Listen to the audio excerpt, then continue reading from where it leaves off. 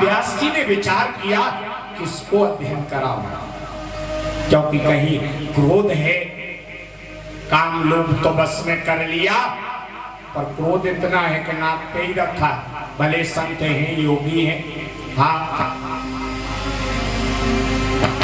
कहते विश्वामित्र जी इतने क्रोधी कि वशिष्ठ जी ने ब्रह्म ऋषि ने कहा तो 100 बेटों की हत्या कर दी वशिष्ठ जी की। हाँ,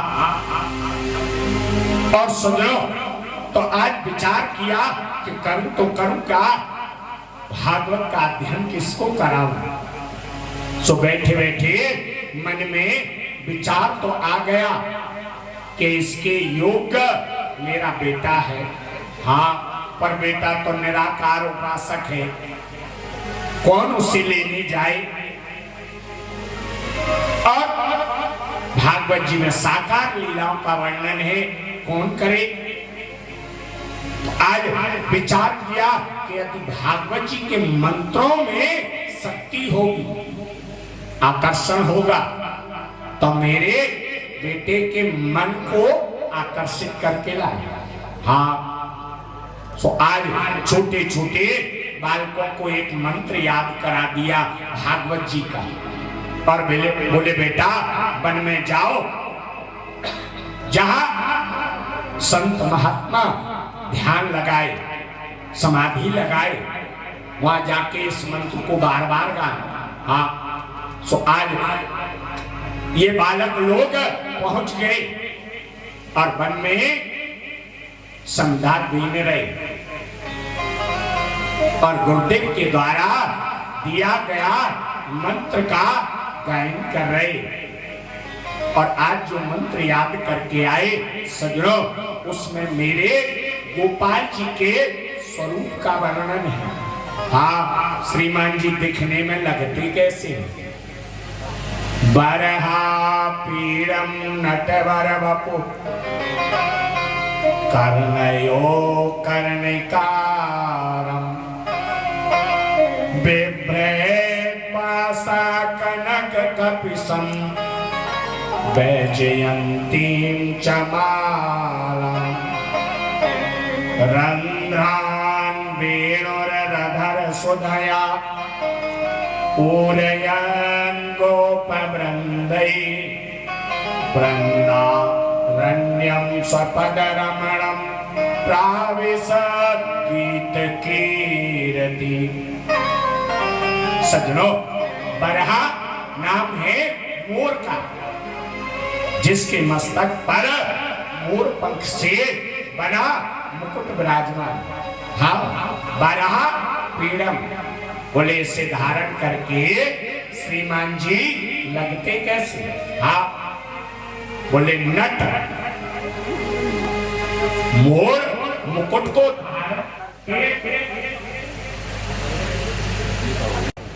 नहीं बोला,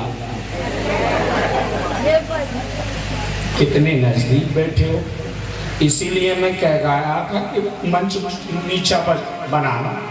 हाँ, ज्यादा ऊंचाई मत देना, कहा था, फिर भी नहीं सुनाई दे रहा है। प्यार से बोलो जय गोपाल जी। हाँ, ऐसे बोला। यही नाम हमारा वो है ना, चार्जर पॉइंट। हाँ, हमारी बैटरी इसी नाम से चार्ज होती। जितने प्यार से आप इस नाम को उच्चारण करेंगे, उतनी प्यारी कथा यहाँ से निकलेगी। हाँ, प्यार से बोलो जय गोपाल जी की। कहते मोर पंख को धारण करके मेरे गोविंद पूरे नट और बर, हाँ बर नाम कहते दूल्हे, कहते दूल्हा तो जीवन में एक बार सजता है। हाँ, जा दिनवा को ब्याह हो गए, भाई दिन सजे, पर मेरे गोपाल जी को जब देखो तब दूल्हा, दूल्हा से तो कम लगते ही नहीं, कभी भी देखो। हाँ, बर बपू कर्णियो कर्णिकारम, कनेर का पुष्प एक है और कान है दो। तो कभी निकाल कर इस पर सजा लेते, कभी निकाल के इस पर सजा देते। करण का विव्रत वासा कनक कपिसम, जिनके हाथों में कनक के चूड़ामणि विराजमान है। वैजयंती चमाला, कंठ में सुंदर वैजयंती माला है। और सज्जनों, हमारे आचार्यों ने वैजयंती माला दो प्रकार की बताई है। एक तो वन में वृक्ष होता वैजयंती का, तो उसके पुष्पों की जो माला बनती है, या फिर उसके दानों की, उसमें दाना भी निकलता, तो उन्हें भी वैजयंती माला कही गई। और सज्जनों, कहते जो नवरत्न है ना, हाँ, हीरा पन्ना जवाहरात मूंगा, ये जो नवरत्न है, इन नवरत्नों को जोड़े से 108 दाने की माला बनाए, उसे भी वैजयंती माला कहा। हाँ, 2 मोती, 2 हीरा, 2 पन्ना, 2 जवाहरात, ऐसे जोड़े से 108 दाने की उस माला को भी वैजयंती माला कहा गया। हाँ, और सज्जनों, यहाँ वर्णन है कि मेरे गोविंद के कंठ में ये दोनों प्रकार की वैजयंती है। जो नवरत्न से बनी वो भी है, और जो वन के पुष्प हैं, उन पुष्पों की माला भी है। क्योंकि कन्हैया की सखाओं का नृत्य का नियम था कि जब गाय चराने जाते तो सबसे पहले वन के सुंदर पुष्पों को चुनते, उनकी माला बनाते और अपने सखा कृष्ण को धारण कराते, सारे सखा। तो आज गोपाल जी के हृदय में ये दोनों प्रकार की वैजयंती विराजमान है, नवरत्नी वैजयंती और वन के पुष्पों की वैजयंती। रंधान वेणु नभत सुदया, जब अपने अधरों पर मुरली रखते और उसमें फूंक लगाते, और उससे जो स्वर प्रकट होता, पूरे गोप वृंद है, ब्रज के गोप गोपियां सभी मंत्र मुग्ध हो जाते, जड़ चेतन बन जाते, चेतन जड़ बन जाते। जब मेरे गोविंद बंसी का वादन करते, रंध्रान वेणु रदर सुदया पूरेन गोप वृंदई और वृंदारण्यम स्वपद रमण। जब वृंदावन की रज पर मेरे गोविंद अपने नंगे पैरों से चलते, क्योंकि सज्जनों वर्णन मिलता, जब तक मेरे गोपाल ब्रज में रहे पैरों में पादुका नहीं पहनी, नंगे पैर ही रहे। तो यहाँ वर्णन है कि स्वपद रमण, जब अपने पैरों से ब्रज की रज में चलते तो प्राविशद गीत कीर्ति, वेद की ऋचाएं, वेद की श्रुतियां, इनके यश का, इनकी कीर्ति का गान नहीं कर पाए, महिमा बखान नहीं कर पाए। सो एक गुफा में व्यास नंदन सुखदेव जी ध्यान लगाए बैठे थे, और जब कान में ये मंत्र पड़ा तो ध्यान टूट गया। हाँ, नेत्र खुल गए। ओ संसार में इतना सुंदर, इतना प्यारा कौन है? मन आकर्षित हुआ, आसन खुल गया, चलकर गुफा के बाहर आ गए।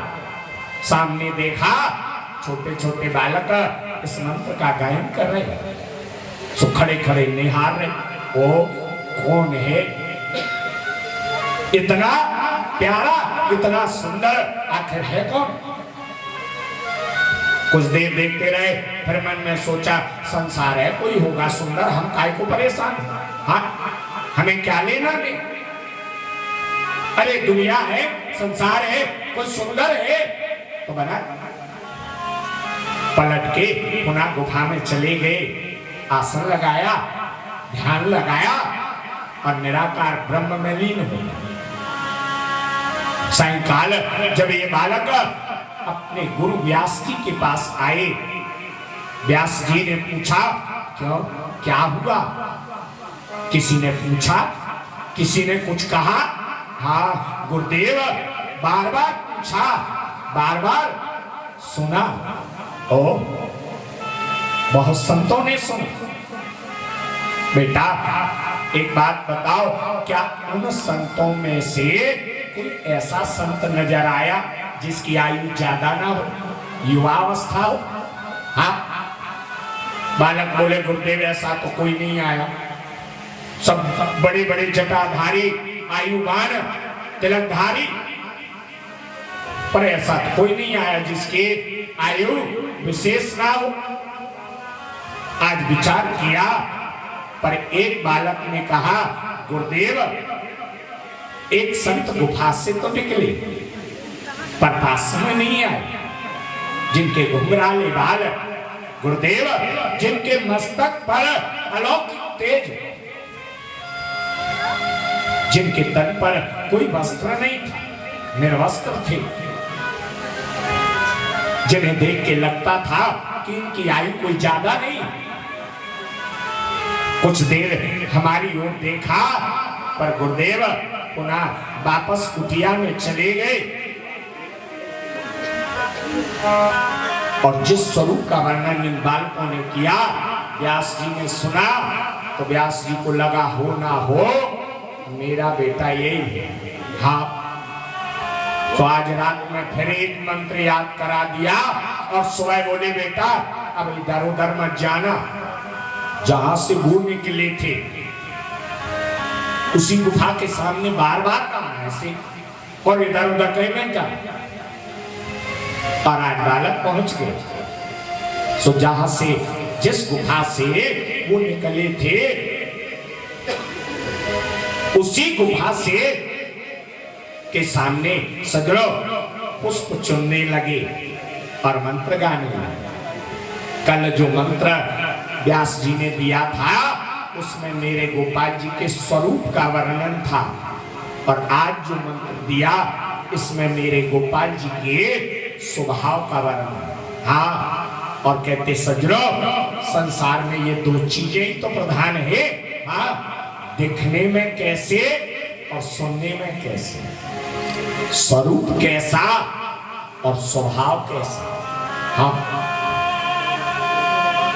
आज ये बालक उसी गुफा के सामने पुष्प चुनते और बार बार गायन करते, अहो बकीयम स्तन काल कूटम जिघांसया पायदा पसाद्वी लेभे गतिं धात्रे चित्तां ततो न्यायं ब्रजेम।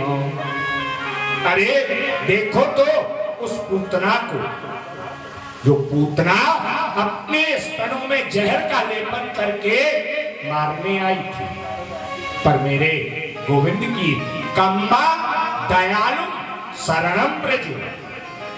अरे उनकी दयालुता तो देखो, उनकी कृपालुता तो, जो जहर पान कराने आई, जो मारने आई, जिसका ना तो स्वरूप अच्छा, न कर्म अच्छा, न खान पान अच्छा। हाँ, पूतना लोक बालाग्नि राक्षसी रुद्रासन, राक्षसी थी, बालकों की हत्या करने वाली थी, रक्त का पान करती थी। पर मेरे गोविंद की दयालुता तो देखो कि पूतना आई थी मारने, पर मां का स्थान प्रदान कर दिया। मैया यशोदा को जो स्थान मिलना था वो पूतना को पहले। हाँ, कम्बा दयालु शरणम ब्रजेम।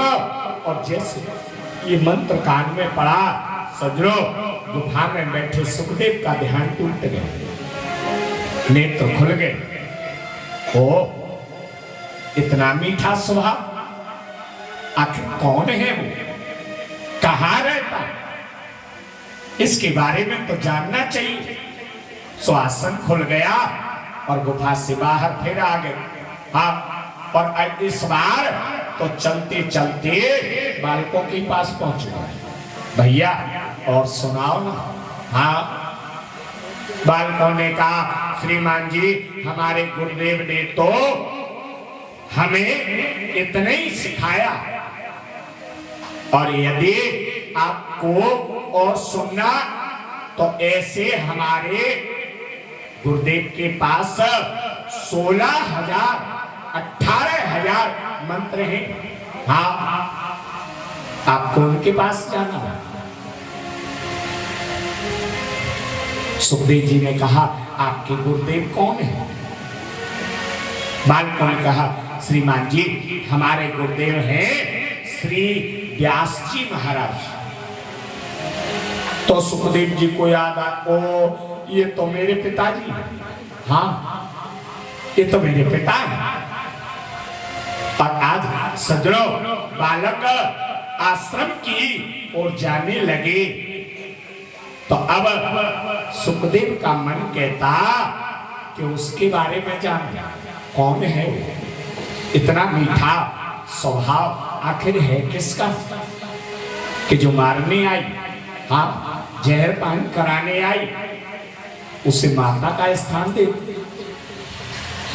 आखिर कौन है इस जगत में, इस संसार में, आखिर वो है कौन? और सजरो एक मन कहता नहीं नहीं दुनिया है, बहुत संसार है, अरे होगा कोई, हमें क्या लेना देना है, हमें क्या करना, हमें तो चलना चाहिए, निराकार का ध्यान करना चाहिए। पर मन कहता नहीं नहीं उसके बारे में। और आज सजरो सुखदेव जी के मन को ऐसा आकर्षित किया मेरे गोविंद के स्वभाव, हाँ उनके स्वरूप में। और कहा भी है कि जिसका भगवान की 4 चीजें हैं, हाँ इंद्र ने बताई थी जब गिरिराज जी का पूजन किया, भगवान ने, इंद्र ने उत्पात किया, और जब इंद्र आया तो इंद्र ने 4 चीजें बताई, हाँ नाम, धाम, रूप और लीला। और इन 4 में से किसी में हमारा मन लग जाए तो हमारा जीवन धन्य हो। हाँ, इसीलिए तो हमारे संत आचार्य कहते कि मन सीताराम भजले घड़ी रे घड़ी, मन सीताराम भजले घड़ी रे घड़ी। क्योंकि हम यदि उनके नाम, धाम, रूप और लीला में अपना मन लगाएंगे तो हमारा जीवन धन्य होगा। और आज व्यास नंदन सुखदेव जी का मन उनके रूप में और स्वभाव में अटक गया। हाँ, सो बालकों के पीछे चल दिए। मैंने सीताराम जपले घड़ी रे घड़ी, मन सीताराम जपले घड़ी रे घड़ी, मन राधे श्याम जपले घड़ी रे घड़ी, मन राधे श्याम जपले घड़ी रे घड़ी, मन सीताराम जपले घड़ी रे घड़ी, मन सीताराम जपले घड़ी रे घड़ी। हे भवसाग मिटाने वाली, हे भवरोग मिटाने वाली, हे भवरोग मिटाने वाली, हे भवरोग मिटाने वाली, राम नाम के सफल जड़ी, मन सीताराम जपले घड़ी रे घड़ी, मन सीताराम जपले घड़ी रे घड़ी, मन राधे श्याम जपले घड़ी रे घड़ी, मन राधे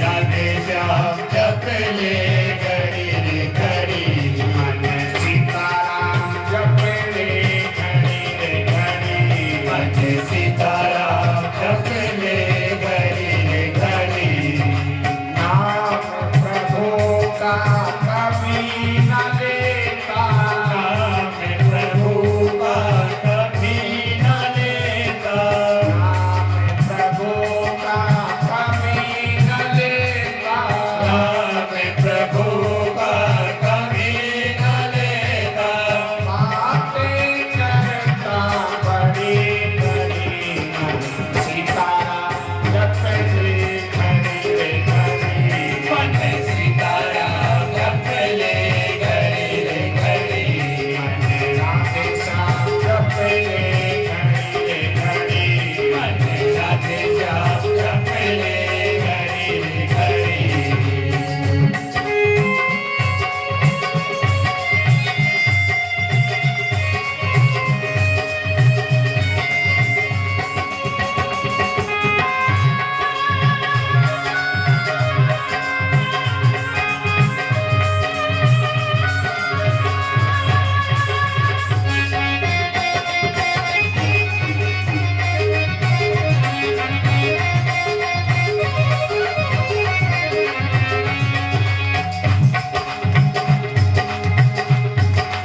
जग राजेश सफल जिंदगानी जन राजेश सफल जिंदगानी जग राजेश सफल जिंदगानी जन राजेश सफल जिंदगानी जग राजेश सफल जिंदगानी जन राजेश सफल जिंदगानी राम शरण जो आन पड़ी सीताराम जप ले घड़ी रे घड़ी मन सीताराम जप ले घड़ी रे घड़ी मन राधे श्याम जप ले घड़ी रे घड़ी मन राधे श्याम जप ले घड़ी रे घड़ी मन सीताराम जप ले घड़ी रे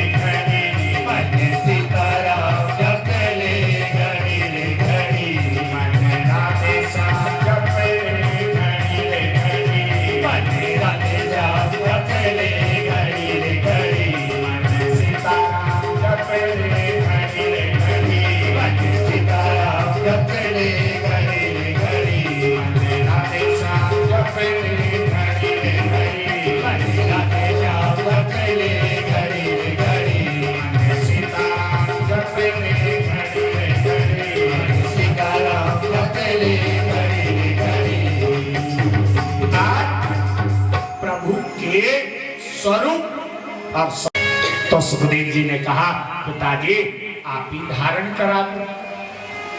सो अभी तक तो निर्वस्त्र थे पर आज इनके पिता व्यास ने इन्हें कोपी धारण करा दी, लंगोटी लगा दी। और सजनों मन में विचार किया, हम तो जानते हैं कि इसने काम क्रोध लोभ सबको जीत लिया, पर हमारे कहने से क्या, हाँ कोई ये और कहे अब मेरा तो बेटा है, अब मैं तो भली भांति जानता हूं, हाँ पर मेरे कहने में और के कहने में अंतर होगा। हाँ सो सजनों आज व्यास जी ने जनक जी को संदेश भेजा, हाँ पत्र लिख दिया, मेरा बेटा आ रहा है, आपको परीक्षा लेनी है, इसने काम क्रोध को बस में किया कि नहीं। हाँ और सुखदेव से कहा कि यदि तुम भागवत अध्ययन करना चाहते उससे पूर्व तुम्हें जनक जी के पास ज्ञान लेने जाना होगा। फिर रात बीत गई, आदेश नहीं आया, पर व्यासनंदन जैसे आए थे, जहां खड़े थे वहां से एक तिल भी इधर उधर नहीं हुए, ठीक वही सौंप खड़े। 3 दिन 3 रात्रि बीत गए। तो जनक जी ने सेवकों से कहा, जरा देखो महात्मा का क्या हाल है। द्वारपाल ने कहा, महाराज जीवन में ऐसा संत नहीं देखा। राजन, यदि कोई और होता तो अभी तक आपको श्राप देकर चला गया है। भगवान जिस क्षण वो आए थे, जहां खड़े थे, जैसी उनके मुखमंडल पर प्रसन्नता थी, ठीक वैसी आज भी है। 3 दिनों के बाद क्रोध का तो किंचित मात्र भी उनके मुखमंडल पर दर्शन नहीं है। जैसे मुस्कुराते हुए आपके द्वारे पर आए थे, ठीक वही मुस्कुराहट अब भी उनके मुखमंडल पर। 3 दिन 3 रात बीतने पर उसमें भी एक पल के लिए बैठे नहीं, जहां खड़े थे अब भी वहीं खड़े मुस्कुरा रहे।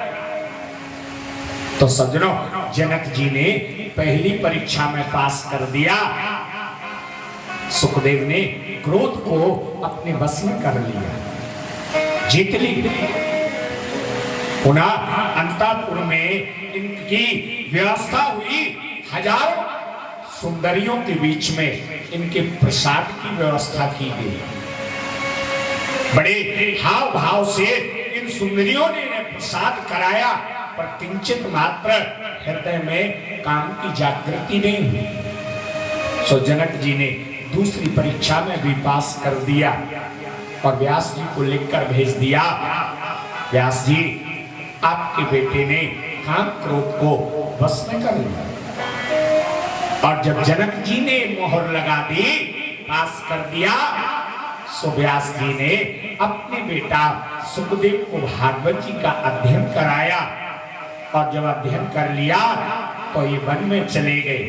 हाँ, पुनः वन में गए। और सज्जनों, श्री सूत जी महाराज ने सोनकादिक 88,000 संतों को बताया, महात्मन जब चक्रवर्ती सम्राट परीक्षित को 7 दिन में मरने का श्राप लगा, तब इन्हीं सुखदेव जी ने वन से निकलकर गंगा के तट पर भागवत जी के द्वारा परीक्षित जी का कल्याण किया। इतनी कथा सुनाई तो सौनक जी ने फिर प्रश्न कर दिया, हाँ भगवान एक बात बताओ, जहां तक मेरा ज्ञान है तो मैंने सुना कि परीक्षित तो बड़े धर्मात्मा राजा थे। हाँ, और इस सृष्टि के सबसे पहले प्राणी और सबसे अंतिम प्राणी, जिन्होंने संसार में आने से पहले भगवान का दर्शन कर लिया। हाँ, जगत में आने से पहले मां के गर्भ भगवान का दर्शन हो गया। ऐसे पुण्यात्मा, ऐसे धर्मात्मा जिनकी रक्षा स्वयं भगवान कृष्ण ने की। तो आखिर ऐसे धर्मात्मा राजा से ऐसा कौन सा कर्म बन गया, ऐसा कौन सा अपराध बन गया, कितना कठोर दंड मिला 7 दिन में मरने का। आखिर ऐसी कौन सी भूल से क्या अपराध बना कि ने एक ऋषि बालक से ऐसा श्राप मिला, इतना कठोर। तो आज सूत जी ने कहा, महात्मन यदि परीक्षित जी के जन्म और कर्म के बारे में आपको जानना, तो आपको महाभारत के कुछ प्रसंग सुनने होंगे। हाँ, सौनक जी बोले महाराज सुना दो, हम तो सुनने बैठे, चाहे महाभारत से सुनाइए, चाहे पुराणों से सुनाइए, चाहे वेदों से सुनाइए, पर हमारे हृदय का जो प्रश्न है बस उसका निराकरण करिएगा। हाँ, तो यहाँ श्री सूत जी ने महाभारत के कुछ प्रसंगों का वर्णन किया। श्री सूत जी महाराज कहते, महात्मन यदा यदा मृदे कौरवस्त्रञ्जयानां वीरेष्वथो वीरगतिं गतेषु ब्रकोद। और भीम की गदा से घायल होकर दुर्योधन रणभूमि में पड़ा।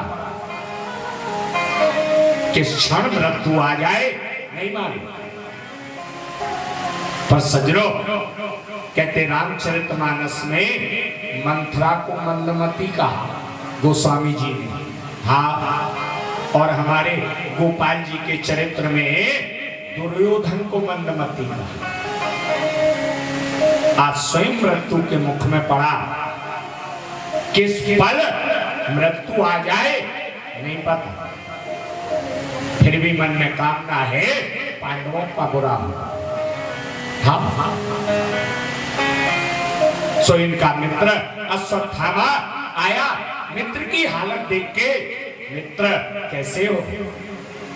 दुर्योधन ने कहा, अश्वत्थामा, जीवन में एक लालसा थी कि पांडवों पर विजय पाऊं, नहीं पा सका, सो पड़ा।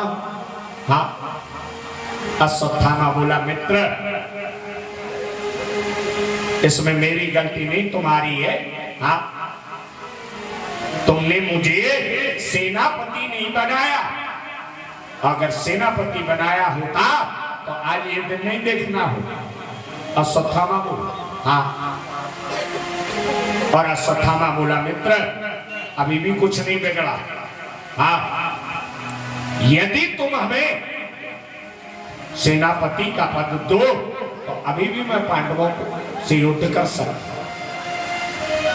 सज्जनों, देखो इस दुर्योधन तो विचार में पड़ गया कि जिन पांडवों का बाल बांका पितामह भीष्म, द्रोणाचार्य, कृपाचार्य, कर्ण, हाँ, जैसे महारथ ही कुछ नहीं कर सके, ये कहता हमें अभी तो बता। पर सज्जनों, दुर्योधन मंदमती इसीलिए कहा गया कि इस परिस्थिति को भी नहीं समझा और अश्वत्थामा को सेनापति का पद बोले, मैंने तुम्हें बनाया। हाँ, मेरी तरफ से आज से सेनापति तुम। तो बोले, देख लो मैं तुम। हाँ, अभी मैं पांडवों के शिविर की ओर गया, पर ये नहीं जानता कि जाको राखे साइया मार सके ना को, और बालना बाका कर सके जो जगबैरी हो। शत्रु बनता जगत बन जाए, पर यदि माधव की कृपा है कोई बाल बाका नहीं कर। पांचों पांडवों को मेरे गोविंद अपने शिविर में ले गए। बोले, चलो थोड़ी वार्ता करनी, मंत्रणा करनी। आप मेरे शिविर में चलो। सो पांचों को अपने शिविर में ले गए। सज्जनों, इधर इनके 5 बेटों ने अपने पिता की सैया खाली देखे, सो गए। रात्रि के अंधेरे में अश्वत्थामा गया। हाँ, और पांडव समझकर 5 बालकों की हत्या कर दी। और जब जाने लगा तो विचार किया, दुर्योधन को विश्वास कैसे हो गया। सो 5 के सिर काट दिए और सिर लेकर रणभूमि में फिर पहुंच गए। मित्र, तुम्हारा काम हो गया। अब तो दुर्योधन और आश्चर्य, ये क्या कह रहा है। हाँ, अरे मित्र, मैं कैसे मान लूं। सो 5 सिर सामने रख दिए, देख लो। और जब दुर्योधन ने देखा तो दुर्योधन पहचान गया कि ये तो पांडवों के 5 बालक हैं। और आज पहली बार दुर्योधन दुखी हुआ। मित्र, ये क्या कर दिया तुम। हमारी शत्रुता तो पांडवों से थी, इन बालकों से नहीं। और हमारे कुल को आगे बढ़ाने के लिए ये 5 बालक ही तो बचे। तुमने उन्हें भी मार दिया। तुमने तो हमारे कुल को ही नष्ट कर दिया। ये ठीक नहीं की। और वही समय सज्जनों दुर्योधन का अंतिम समय हो। और अश्वत्थामा ने जब सुना कि ये पांडव नहीं पांडवों के बालक हैं, तो अश्वत्थामा तो घबरा गए। अर्जुन बच गया, अब वो मुझे नहीं छोड़ेगा। हाँ, सबको छोड़ के वन में भाग गया। और इधर सज्जनों जब पता चला द्रौपदी को, तो द्रौपदी तो बहुत रोई। माता शिशूनाम निधना। सज्जनों आज द्रौपदी को जब पता चला कि मेरे 5 बालक नष्ट हैं, तो द्रौपदी तो बहुत रोई।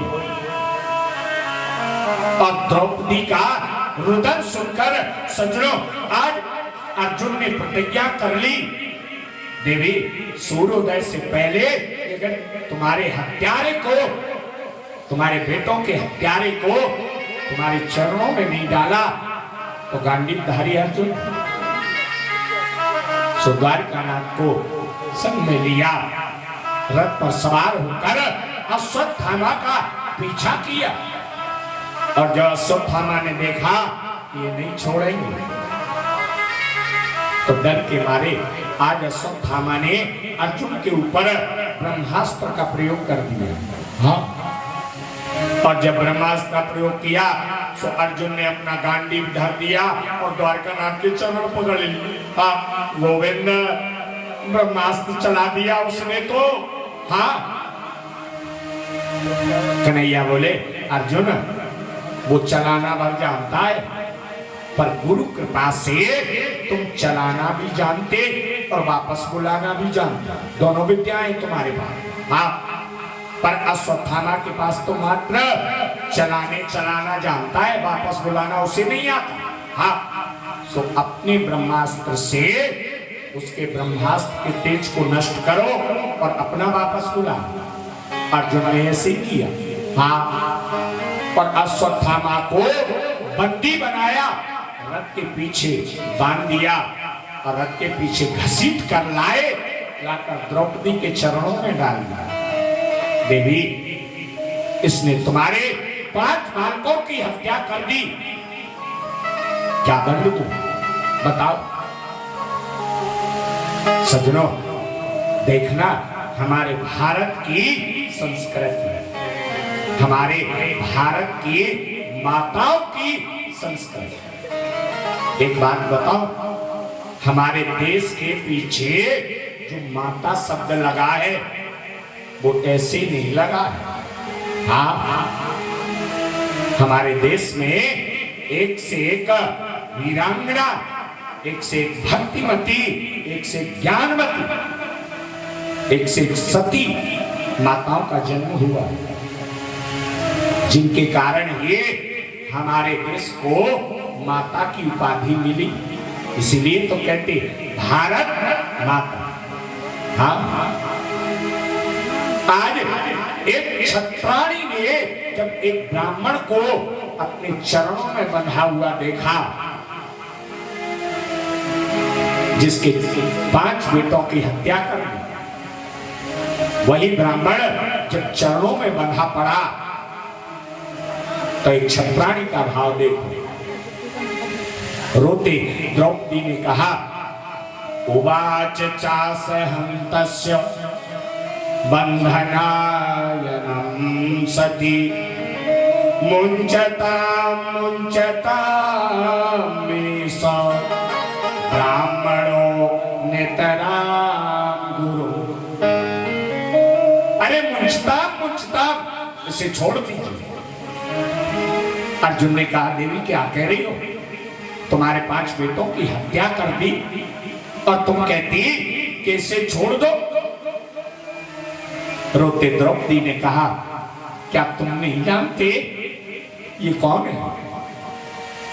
पहले तो ये ब्राह्मण है और फिर तुम्हारे गुरु का बेटा है। क्या चाहते हैं आप कि आज जिस दुख से मेरा हृदय दुखी है, उसी दुख से तुम्हारी गुरु माता का हृदय दुखी हो? चाहते हैं आप? बगल में युधिष्ठिर जी खड़े थे। युधिष्ठिर जी ने कहा, अर्जुन जरा सोच समझ के करना, जो भी करना। हाँ, कहीं धर्म के विरुद्ध कोई कार्य ना हो, इतना ध्यान रखना। आज द्रौपदी कहती यदि आप चाहते कि तुम्हारी गुरुमाता को भी मेरे जैसा दुख प्राप्त हो तो जरूर आप तो जानते हैं कि आपके गुरुदेव महाभारत के युद्ध में वीर गति को प्राप्त हो गए, तो तुम्हारी गुरुमाता का एकमात्र सहारा उनका ये बेटे ही तो है। और ये से आपने दंड दिया तो तुम्हारी गुरुमाता का क्या होगा? क्योंकि सज्जनों, हमारे शास्त्र कहते हैं कि पिता रक्षति कौमारे भर्ता रक्षति यौवने। हाँ, और पुत्रस्तु स्थवरे भावे न स्त्री उपद्रुता। एक स्त्री जब बाल्यावस्था में होती, बचपन में होती, तो उस स्त्री की रक्षा उसका पिता करता। पिता रक्षति कौमारे, कौमारी अवस्था में उस स्त्री की रक्षा उसका पिता करता। और जब वही स्त्री यौवन में पहुंचती, युवावस्था में, तो भर्ता रक्षति यौवन, उसका पति यौवन काल में उसकी रक्षा करता। और जब वही स्त्री वृद्धावस्था में जाती तो पुत्रस्तु स्थवरे भावे स्त्री हपद्रुता। उस स्त्री की रक्षा उसका पुत्र करता, उसका बेटा करता।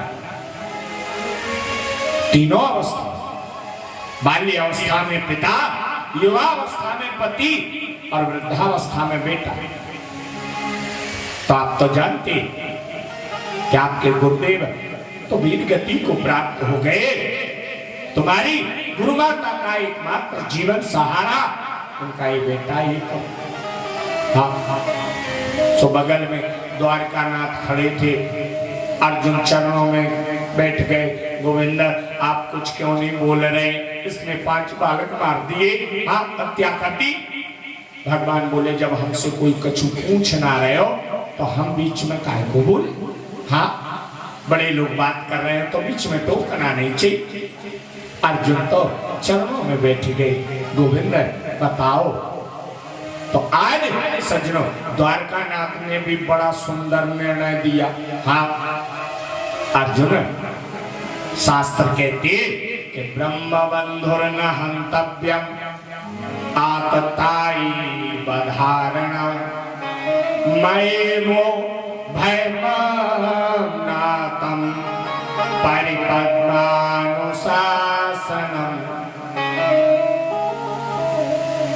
अर्जुन, शास्त्र कहते हैं कि ब्राह्मण कैसा भी हो पर उसके देह का वध नहीं करना चाहिए। हाँ, ब्रह्म बंधुर न हंतव्य, ब्राह्मण कैसा भी हो पर उसके देह का वध नहीं करना चाहिए। और आतताई बधारण, अर्जुन आतताई कोई भी हो, चाहे ब्राह्मण हो, क्षत्रिय हो, वैश्य हो, शूद्र हो, छोड़ना नहीं चाहिए। हाँ, तो बगल में भीम भैया खड़े थे, बोले कन्हैया तुम्हारे जैसे 2-4 न्यायकर्ता दुनिया में है जा तो है गए न्याय। हाँ, एक और कहते मारना नहीं चाहिए और एक और कहते छोड़ना नहीं चाहिए।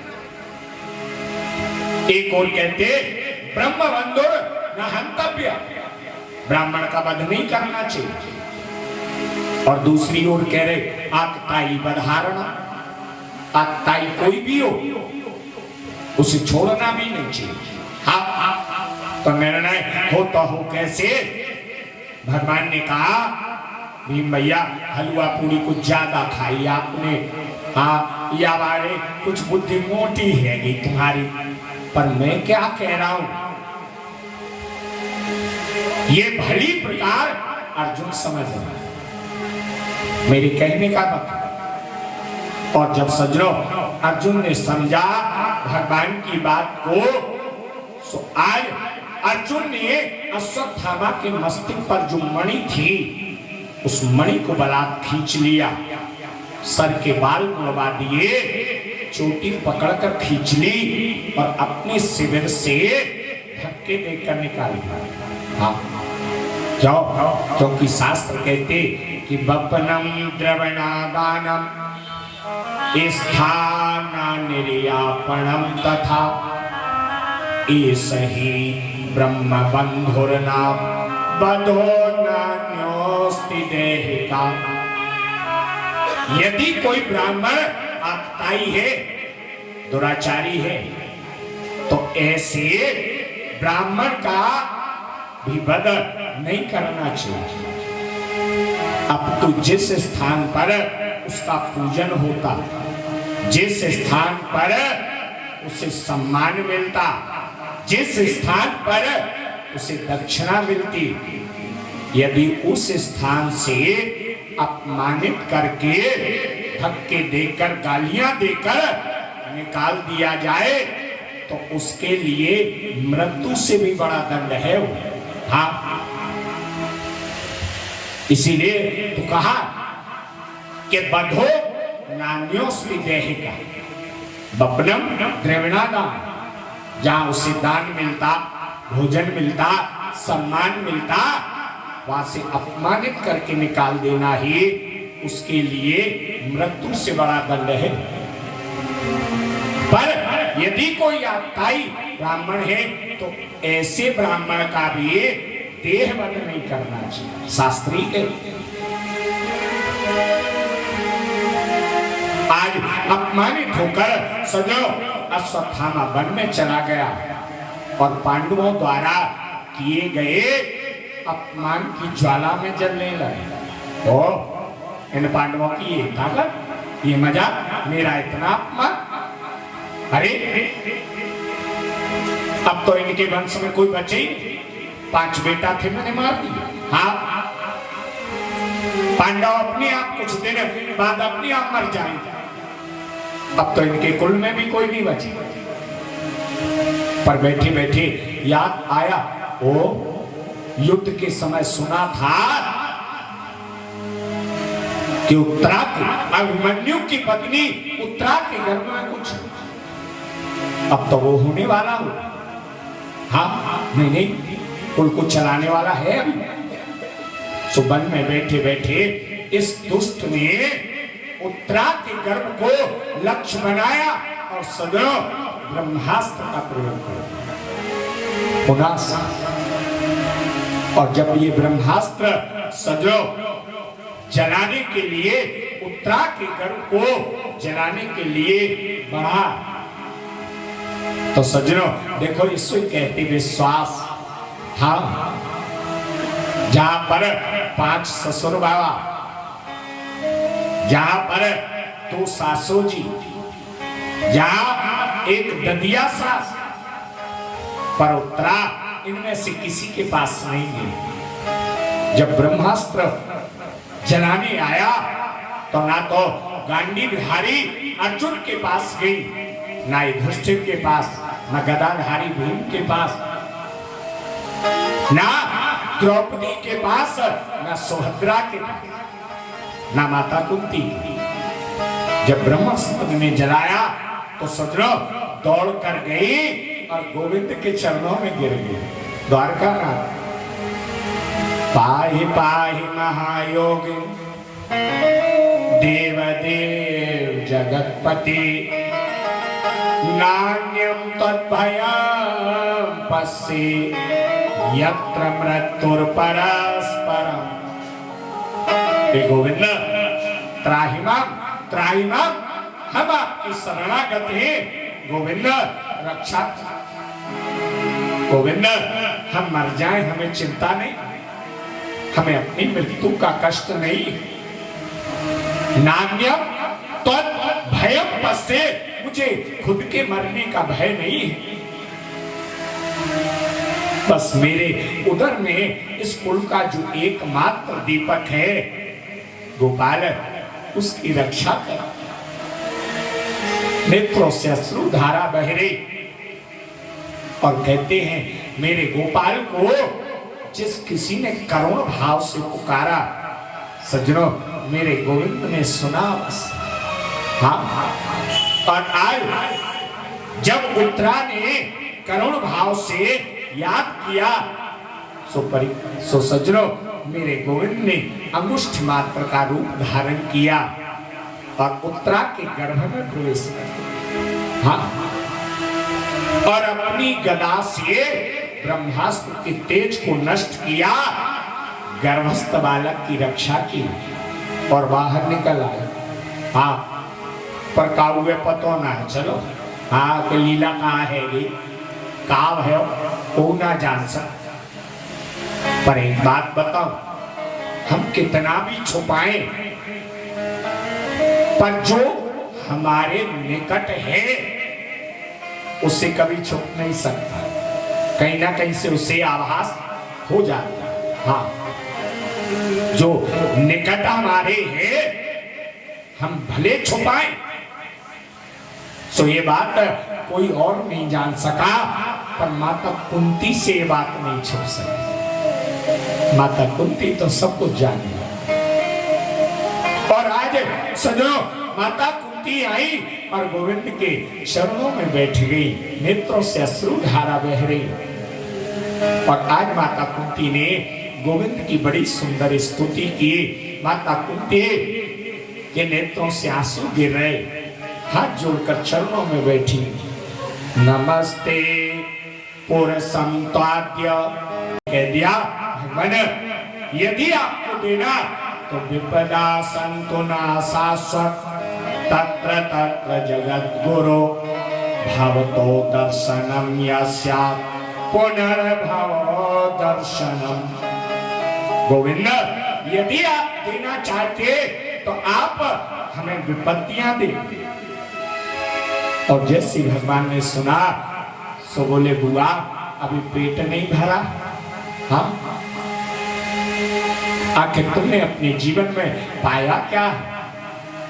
विपत्तियों के अलावा तुमने अपने जीवन में पाया क्या? जन्म कहीं हुआ, लालन पालन कहीं हुआ, विवाह हुआ तो पति ऐसा मिला जो पीलिया का रोगी, और ऐसे पति का भी कोई सुख नहीं, क्योंकि श्राप लगा कि काम भाव से यदि स्त्री के पास जाओगे मृत्यु हो जाएगी। श्राप भी लगा। वो तो भला कहो बुआ दुर्वासा ऋषि का के मंत्र दे गए, जिसके कारण 3 बेटे तुम्हारे और 2 मातृ के। युवावस्था में वैधव्य को प्राप्त हुई, 5-5 बालकों का लालन पालन किया। उस पर भी कौरवों के 100 बेटे हर समय इस ताक में रहते कि पांडवों को कब मार। हाँ, उस पर भी लाक्षागृह की घटना, 12 बरस का वनवास, 1 बरस का अज्ञातवास और महाभारत जैसा युद्ध।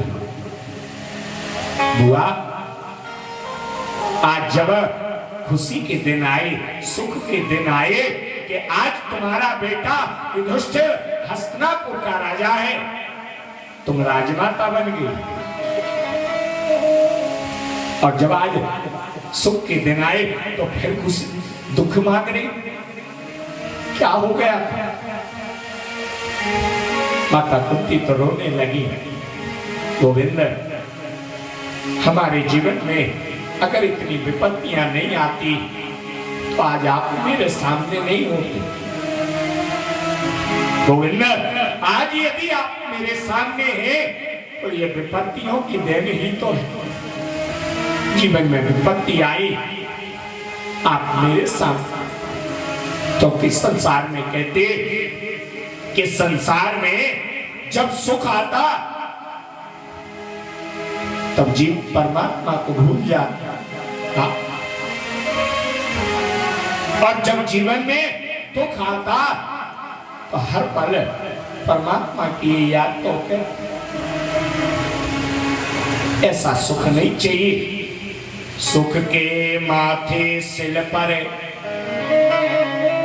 जो हरि हृदय से जाए, बलिहारी बा दुख की जो पल पल नाम जपा।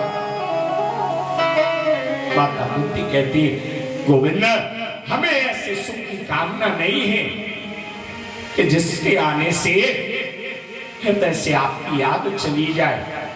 हमें नहीं चाहिए ऐसा सुख। हमें तो वो दुख है, उस दुख की बलिहारी जाती है कि कम से कम जिसके आने से हर क्षण हर पल तुम्हारी याद तो रहे, तुम्हारी याद तो आती। आज सबको सब कुछ दिया सजनो, पर आज अपनी बुआ कुंती को कुछ नहीं दे सके। नेत्र झुक गए, चेहरा लटक गया। बुआ क्या मांग? पांचों पांडवों को दिया, सुभद्रा को दिया, द्रौपदी को दिया, पर आज अपनी बुआ को नहीं दे सकते, क्योंकि बुआ ने तो अपने जीवन को समर्पित कर रखा। जीवन है तेरे हवाले मुरलिया बारे, जीवन है तेरे हवाले मुरलिया बारे, जीवन है तेरे हवाले मुरलिया बारे, जीवन है तेरे हवाले मुरलिया बारे, जीवन है तेरे हवाले मुरलिया बारे, जीवन है तेरे हवाले मुरलिया बारे। प्रभु जी सेवक, प्रभु के सेवक, चरणों के प्रभु जी सेवक, चरणों के प्रभु जी सेवक, चरणों के सेवक, चरणों के सेवक, चरणों के सेवक, चरणों के सेवक, हम चरणों के प्रभु जी सेवक, हम चरणों के प्रभु जी सेवक, चरणों का दास बना ले मुरलिया बारे, चरणों का दास बना ले मुरलिया बारे, जीवन है तेरे हवाले मुरलिया बारे,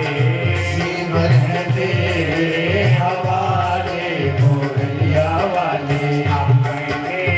अपने हुए ना अपने, अपने अपने हुए ना अपने, अपने हुए ना अपने, अपने हुए ना अपने, अपने हुए ना अपने, अपने हुए ना अपने, तू ही मुझे अपना ले मुरलिया बारे, तू ही मुझे अपना ले मुरलिया बारे, जीवन है तेरे हवाले मुरलिया बारे, जीवन है तेरे हवाले मुरलिया बारे।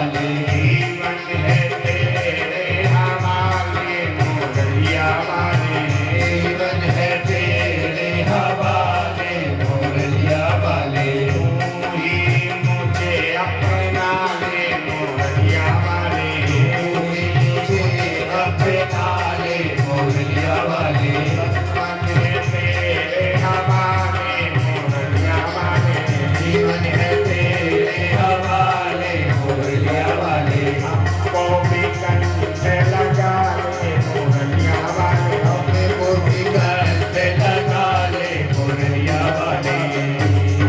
आज माता कुंती को कुछ नहीं ले सके और सज्जनों आज पांचों पांडव द्रौपदी सुभद्रा माता कुंती को लेकर कुरुक्षेत्र में गए जहां बाणों की सैया पर पितामह भीष्म पड़े थे।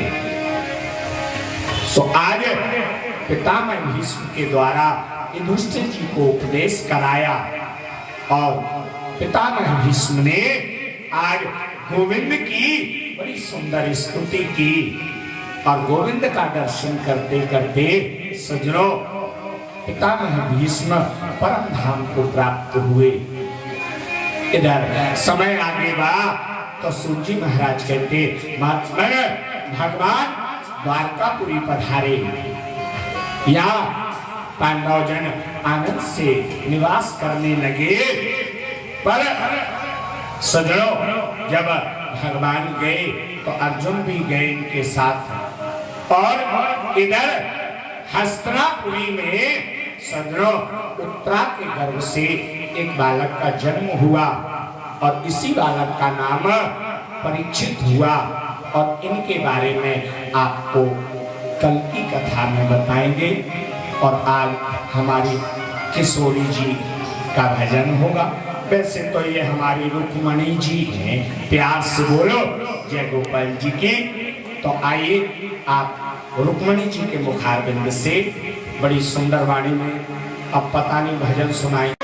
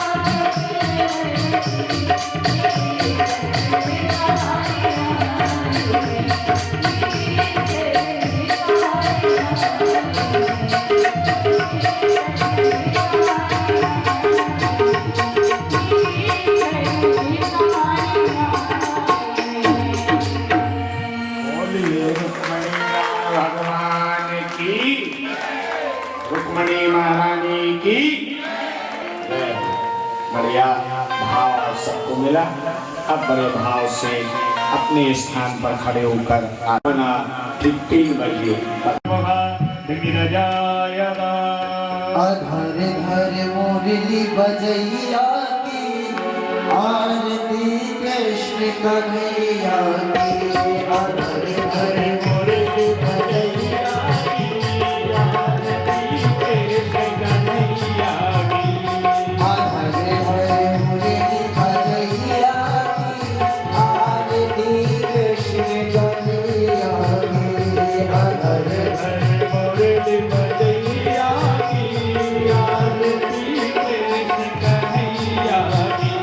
कृष्ण तुम मथुरा जन्म लियो। कृष्ण तुम मथुरा जन्म लियो। नंद हर मंगलाचार कियो। नंद हर मंगलाचार कियो। यशोदा दूध पिलैया की आरती कृष्ण कन्हैया की। यशोदा दूध पिलैया की आरती कृष्ण कन्हैया की। घर घर मुरली बजैया की आरती कृष्ण कन्हैया की। घर घर मुरली बजैया की आरती कृष्ण कन्हैया की। कृष्ण तुम यशोदा के छैया। कृष्ण तुम यशोदा के छैया। श्याम बदलाओगे भैया। श्याम बदलाओगे भैया। बन गाय चरैया की आरती कृष्ण कन्हैया की। गाय चरैया की आरती कृष्ण कन्हैया की। घर घर मुरली बजैया की आरती कृष्ण कन्हैया की। घर घर मुरली बजैया की आरती कृष्ण कन्हैया की। कृष्ण तुम कंसासुर मार्यो। कृष्ण तुम कंसासुर मार्यो। श्याम तुम भूमि भार तार्यो। श्याम तुम भूमि भार तार्यो। अकालिया नाग कन्हैया की आरती कृष्ण कन्हैया की। नाग कन्हैया की आरती कृष्ण कन्हैया की। घर घर मुरली बजैया की आरती कृष्ण कन्हैया की। घर घर मुरली बजैया की आरती कृष्ण कन्हैया की। कृष्ण तुम अर्जुन के प्यारे। कृष्ण तुम अर्जुन के प्यारे। श्याम तुम भक्त रखवारे। श्याम तुम भक्त रखवारे। कटरास बजैया की आरती कृष्ण कन्हैया की। कटरास बजैया की आरती कृष्ण कन्हैया की। घर घर मुरली बजैया की आरती कृष्ण कन्हैया की। घर घर मुरली बजैया की आरती कृष्ण कन्हैया की। आरती गाते कृष्णानंद। आरती गाते कृष्णानंद। मन में होता अति आनंद। मन में होता अति आनंद। आरती गाते कृष्णानंद। आरती गाते कृष्णानंद। मन में होता अति आनंद। मन में होता अति आनंद। आरती कृष्ण कन्हैया की आरती कृष्ण कन्हैया की। आरती कृष्ण कन्हैया की आरती कृष्ण कन्हैया की।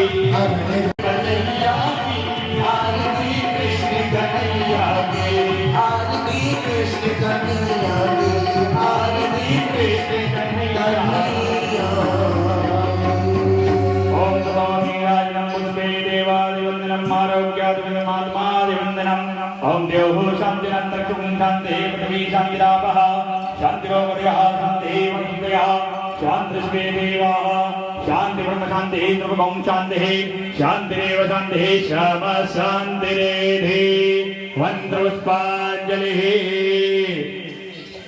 ओम जनेन जिनमय सन्तदेवास्तानि धर्माणि प्रथमानः सजन्तजत पूर्वे शाख्याः सन्ति देवाः हरिः ओम एकदन्ताय विद्महे वक्रतुण्डाय धीमहि तन्नो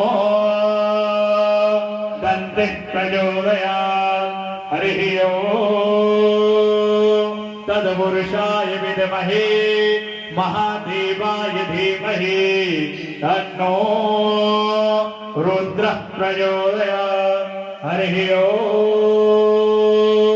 दशरथायै च विद्महे कौसल्यापुत्राय च धीमहि तन्नो श्रीरामः प्रचोदयात् शेवन्तिकां बकुलचं कालो भवानि च पुष्पाञ्जलिर्मया दत्तः ग्रहेण परमेश्वरः मन्त्रोष्पाञ्जलिं समर्पयामि। वृंदावन बिहारी लाल की राधा रानी सरकार की भागवत भगवान की राजा रामचंद्र भगवान की अनंत बलवंत हनुमंत लाल की जगत जननी दुर्गा मैया की सदगुरुदेव भगवान की जय जय श्री राधे जय जय श्री राधे जय जय श्री राधे नमः पार्वती पतये हर हर महादेव।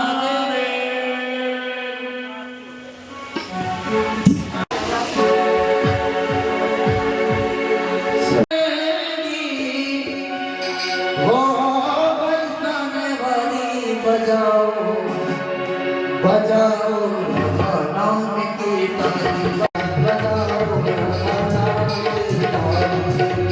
सबके संकट दूर करेगी सबके संकट दूर करेगी वो सिंहानी मुरली बजाओ बजाओ बजाओ बजाओ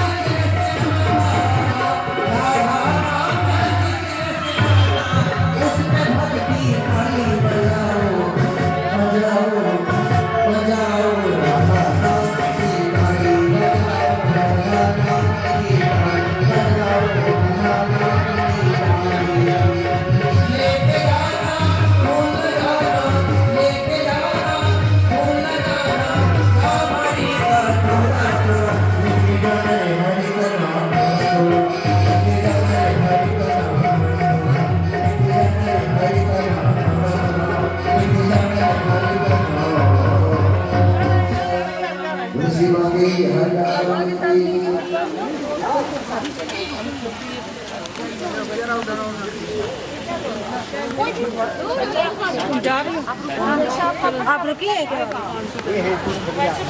चलिए सर ये कुछ मिठाई लिए हैं आप लाओ बैठ जाओ बैठ नहीं अभी नहीं है मुझे पता है पहले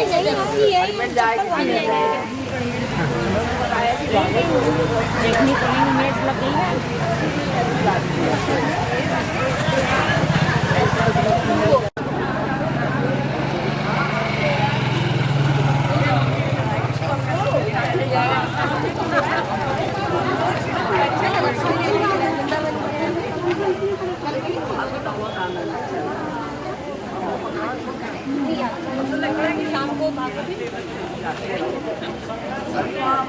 आ जाएंगे क्या जरा गाड़ी पकड़ लीजिए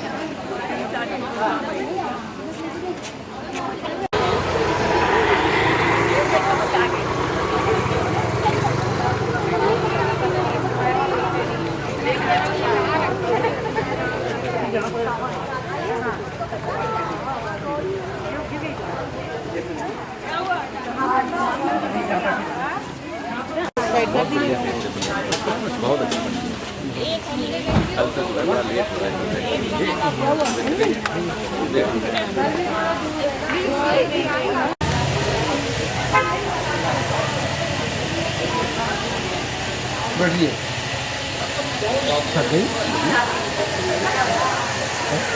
पूरा खाए बनिए